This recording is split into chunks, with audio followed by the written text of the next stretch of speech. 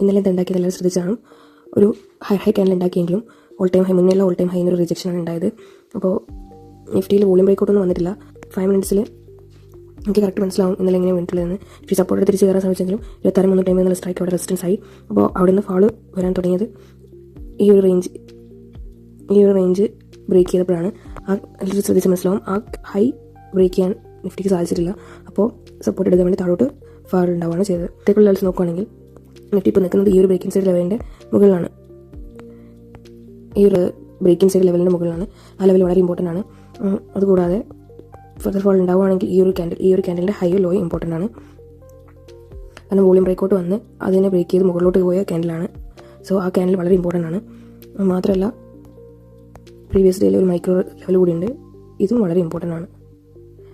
ഈ ലെവൽസൊക്കെ ഇന്നത്തേക്കുള്ള മോണിറ്റർ ചെയ്യേണ്ട ലെവൽസാണ്. നമുക്ക് നിഫ്റ്റി ഇവിടെ ഓപ്പൺ ആവുന്നത് നോക്കിയിട്ട് തീരുമാനിക്കാം.